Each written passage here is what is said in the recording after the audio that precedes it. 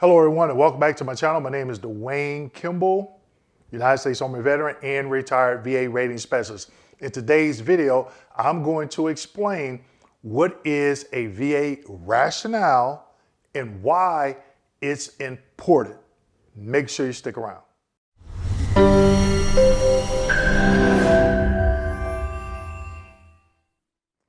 Before we get into today's video, make sure you go out to my website, pick up my new book, VA Claim Success, and I'll send you a signed copy. So today's video, what is a VA rationale and why is it important? I've seen veterans spend hundreds of dollars on a Nexus statement, IMO, and it does not have a rationale. And when it doesn't have a rationale, it makes that Nexus statement insufficient for rating purposes. So let's go ahead and get into it. Slide number one. Here in slide number one, this is an M21 manual reference. It's not a regulation, but it is a reference for VA employees to follow. And the name of this reference is Requirements for Submitting Rationale for Medical Opinions. Okay, rationale for medical opinions. And it states, a medical opinion is a conclusion supported by evidence, including current medical literature, information obtained during examinations, the veteran's lay statements, and pertinent evidence in the claims folder. So you may have known from other videos that I did as it pertains to private doctors doing DBQs, you got to have the VA claims folder because it states pertinent evidence in the claims folder. Now, it goes on to say, when reviewing medical opinions, ensure the medical opinion responds to all questions asked in the examination request. I did a video that's on my channel, 2507 medical requests. That's what they're talking about, okay? Medical reports, including opinions, must provide a rationale for any opinion needed. I'm going to repeat that. Medical reports, including opinions, must provide a rationale for any opinion rendered. So, in Nexus statements, individual medical opinions, IMOs, you're going to need a medical opinion. And you're going to need a rationale to bag it up. That's what this reference is talking about. It states the rationale should cite any general medical principles used to support the opinion. Medical literature, medical principles. Are there any medical studies, medical literature, articles, anything of that nature? It goes in the rationale to support the opinion, whether the opinion is positive and or negative, okay? Identify pertinent medical evidence and case-specific information relied on to support the opinion. Case-specific, I already said it. Was there any medical studies done? Medical articles, medical literature, etc., etc., etc., okay? Also, the last one, demonstrate how the opinion was formulated. Review Veterans Claims folder. What did it have underlined in the first paragraph? Pertinent evidence in the claims folder. That's why I always suggest to veterans, get a copy of your claims folder, okay? You have to have it if you're doing a DBQ and Nexus. In the Nexus, again, you need the rationale, okay?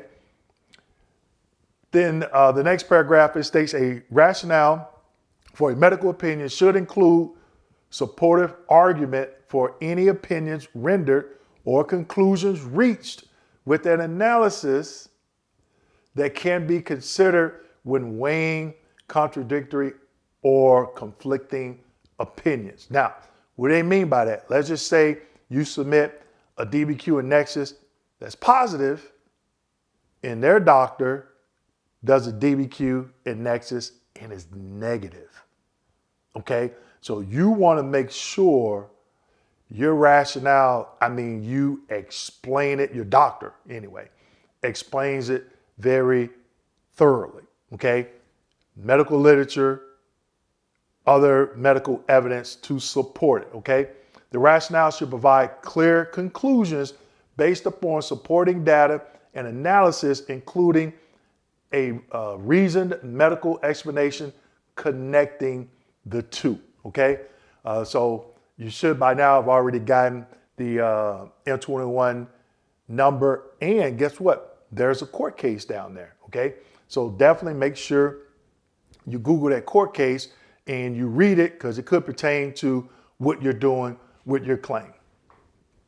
Now, as a former rating specialist, I've seen veterans submit IMOs and Nexus statements without the DBQ and don't even have a rationale.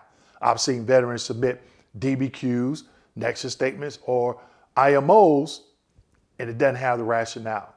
That makes it insufficient. Also, when I rated, I was trained by the VA, hey, you received a DBQ and medical opinion or Nexus from that third party CMP examiner, whether it be at a VA Medical Center CMP office, QTC, LHI, VS services. If that rationale is not complete, guess what I'm doing? I'm sending it back. Clarification. Now, a lot of RVSRs today, they had total different training than I had. It's not as thorough as it used to be. Okay, VA's rater training is not as thorough today like it was years ago when I went through that training process. Okay, so a lot of raters, they'll get a rationale that's one sentence long from the third party examiner and use it to deny the veteran. That's insufficient based on the information that I provide you of the VA's definition of a rationale. I didn't have a problem sending that exam back to that examiner to ask for a rationale, especially if that examiner provided a negative opinion, okay? And I would cite that verbatim. Your VA CMP examiner stated, and I will put the medical opinion, and then verbatim, I will put the rationale, because I wanted that veteran to know it wasn't me denying the claim. It was that CMP examiner denying the claim. Here's the negative opinion, and here's the rationale that backed up that negative opinion. Now, if it was a positive opinion, hey, I'm granting the benefit and moving forward. But if there's a positive opinion and no rationale, I'm sending it back, because if I didn't, that's a quality error on me, even though it was positive, okay? Now, veterans are going out to private physicians and getting their own DBQ and Nexus statements to include the medical opinion and rationale. A lot of these doctors do not know what the VA is looking for as it pertains to a rationale. Medical opinions and rationales, you can find some examples in my book. Keep it simple.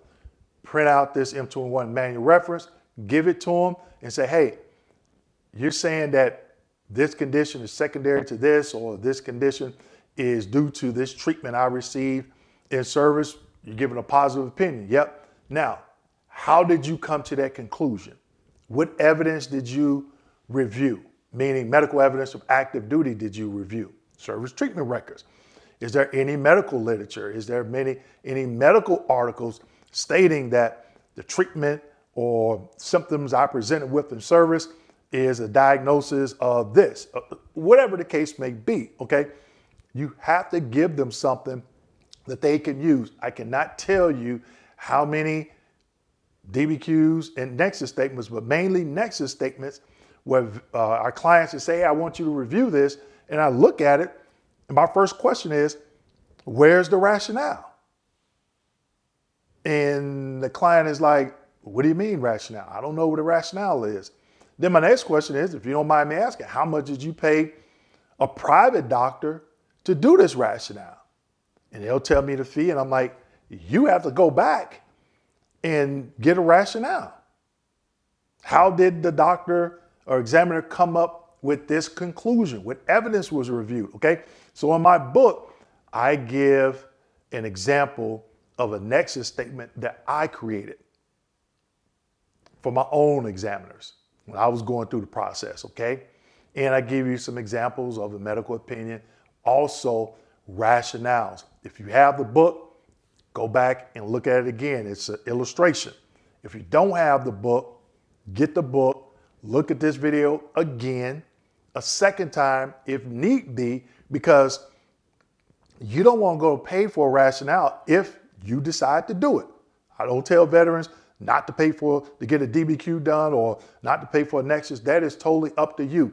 You have to keep in mind, these are private examiners. They charge. Okay, they charge. You're not going to go in there and just get it for free. Now, you can go to the VA CMP exam, and those are done for free. But at the end of the day, you're the veteran. This is your claim. It is up to you where you want to spend your money. That's what I tell veterans, okay? But if you decide to spend your money, before you go out and spend your money, understand what you're asking that medical or mental health professional to provide, and also ask them, hey, once I get it, once I receive the medical opinion, rationale, and Nexus statement, once I get it, review it. If there's any updates or changes that are needed, are you willing to make those changes without charging me all over again? Those are some questions that you want to ask. So I had a veteran that was, he was going in for an increase. But before we even got to that, he said, oh yeah, I went out and I spent $1,500 on this Nexus statement and it's good to go. I'm like, so I'm looking at it and I'm like, wait a minute, where's the DBQ? And he was like, what? I'm like, this is for a joint condition. Where's the DBQ? Because they need to know the range of motion. Come to find out, he didn't need the Nexus statement, another medical opinion or rationale. He was already service connected. So when you're doing an increase, there's no rationale needed. You're already service connected. So he went back and then he paid for a DBQ, which he should have done in the first place.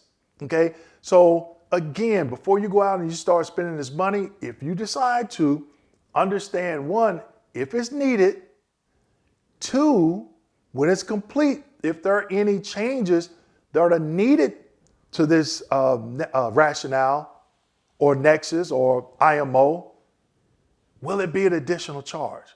You have to ask those questions. You're only going to know to ask what questions after you become educated. Make sure you go out to not my website, but my YouTube channel and look at the videos where I'm talking about DBQs and the same information as it pertains to rationale. I have it in my book, but I go in a little bit more in depth in the book. So with that being said, make sure you like, subscribe, hit that notification button, and don't forget to share this video with your fellow veterans. Thank you.